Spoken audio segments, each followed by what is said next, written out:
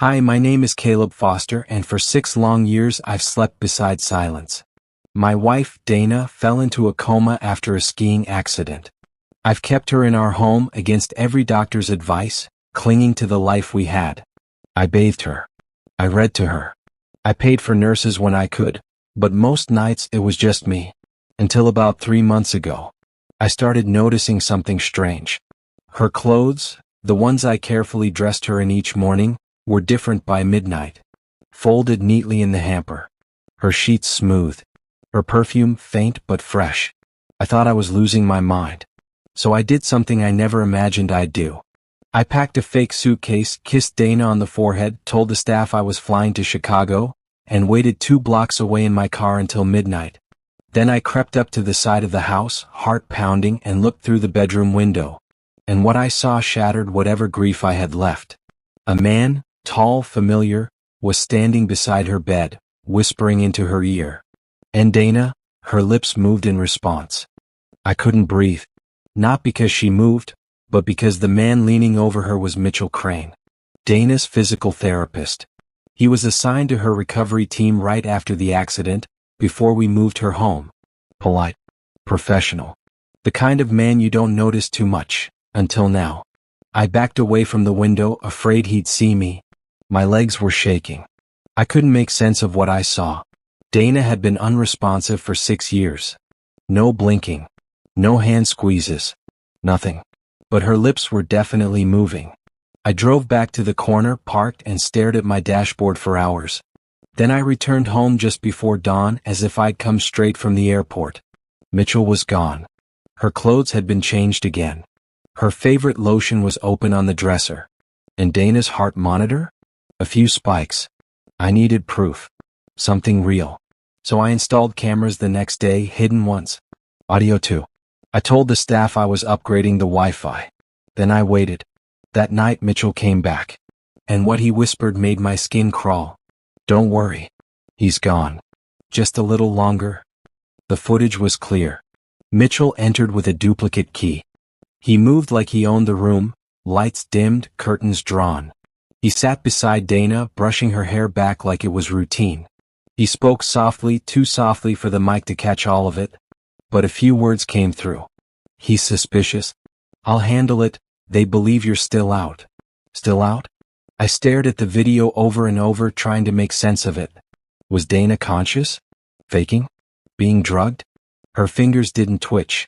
Her eyes stayed closed. But that slight movement of her lips, the curve of her cheek, those weren't reflexes. Mitchell was hiding something. I started digging. His records were spotless, but too spotless. No recent taxes. No social media footprint. And when I called the hospital he supposedly worked for, they had no record of him past 2017, the year Dana's accident occurred. So who was Mitchell? I called a private investigator I trusted, someone discreet. Told him I needed a full workup on Mitchell Crane. And while he worked, I confronted Dana's neurologist and asked a single question. Is it medically possible she's been awake this whole time? His answer chilled me. The neurologist, Dr. Hirsch, looked like I'd just slapped him. He stammered, Mr. Foster, it's highly unlikely, but there have been rare cases of cognitive awareness in coma patients. Covert consciousness. But Dana's vitals, her scans, they've all remained stable. Stable isn't the same as unchanging, I replied. He paused. Why are you asking this now? So I showed him. The video. The whispers. Dana's lips forming words. His face went white. This shouldn't be possible, he murmured. Unless someone's been altering her sedation. That was the crack. Dr. Hirsch pulled Dana's dosage reports. And there it was, titrations that shouldn't have been made. Slight enough to avoid suspicion. Regular enough to reduce her to a passive state, but not unconscious. Dana hadn't been in a coma. She'd been trapped.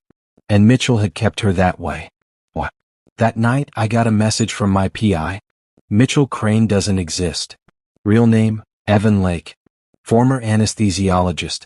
Lost his license 6 years ago after a scandal involving clinical sedation fraud. The same year Dana had her accident. I suddenly understood. This wasn't just betrayal. This was premeditated. I sat in the dark that night, the house quiet except for the hum of Dana's monitors. My hands were clenched so tight my knuckles ached. Evan Lake, Mitchell, had orchestrated everything. Dana's accident. Her coma. The 6-year performance of a grieving husband and an attentive therapist. I pulled out every record from that winter trip, and there it was. Evan had been the on-site medic during our ski weekend. Hired by the resort. Unremarkable. Blended in. Until the accident. A misdiagnosed concussion. A mistaken sedative dose on the way to the hospital. What if Dana wasn't supposed to wake up at all? And more importantly, why? My heart hammered when I remembered Dana's trust documents. She had inherited controlling shares of her family's real estate empire before our marriage. But after the accident, her voting power was transferred temporarily to a legal proxy. The family-appointed medical conservator. And that conservator? Evan Lake. Her fiancé, before me. He drugged her, erased himself from records, and used her legal coma to control her fortune. But the worst part? She knew. And she had never told me. I couldn't sleep that night. I just sat beside Dana, staring at her face, wondering what it was like, being awake, locked inside your own body, betrayed by someone you once loved. And by someone you thought you still could trust. Me. Because I hadn't protected her. I hadn't seen it. I whispered, Dana, if you can hear me, I'm going to end this. The next day, I met with my lawyer and drafted a court petition. Medical conservatorship fraud with evidence. The footage, the hospital sedative logs, and the false identity. We filed an emergency motion under seal. No one saw it coming. That night, Evan came again. But this time I was waiting. He entered the room, same ritual, same calm smile, until I stepped out from the shadows. His face froze. Caleb. I know everything, I said. He reached into his coat, slowly. I stepped back and hit the panic button on my phone. Within seconds, the private security team I'd quietly hired flooded the hallway. Evan tried to run. He didn't make it past the foyer. But before they dragged him out, I asked one question. Did she ever stop loving you? His answer made my stomach drop. He didn't flinch. Didn't even blink. She never stopped, Evan said quietly, his voice level. Not after the accident. Not after the wedding. Not even now. The guards pulled him away, but his words kept echoing in my ears like poison. Had Dana known this whole time, and let it happen? The next morning we went to court. The judge reviewed the footage, the falsified records, the name change, everything. Evan's lawyer barely spoke. It was over in minutes.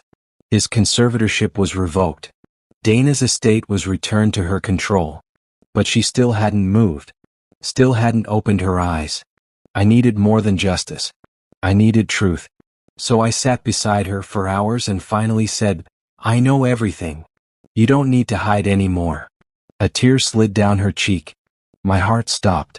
Then her lips parted, barely, and a whisper escaped. I was afraid you'd leave me too. I choked back tears. Never. In that moment, 6 years of silence collapsed between us. But then she added something else. Something that rewrote everything. Evan wasn't working alone. I froze. Someone else wanted her unconscious. And I knew exactly who she meant. Dana's father, Thomas Ashford, CEO of Ashford Global Holdings. Ruthless. Calculated. And the only man who stood to gain more than Evan from her silence. When Dana and I married, she tried to wrestle independent control of her shares. Her father blocked it. Said she wasn't ready. The board sided with him. After the accident, he appointed Evan as conservator. Quiet. Legal. Seamless. And when I confronted him, he didn't even deny it. I did what was necessary to protect the company, he said coldly. Dana was vulnerable. You were a liability. You drugged your own daughter. She's alive, isn't she? I recorded everything. The threats. The justification. The complete lack of remorse. We took it all to the media. Then to the SEC. Within 48 hours, Thomas Ashford was forced to resign. Criminal charges followed. Dana's power was restored. And for the first time in 6 years she stood on her own, weak, shaking, but free. We moved far from the city. Bought a quiet home by the coast. She paints now. I write. And sometimes, in the mornings, we sit with our coffee in silence. Because some healing doesn't need words.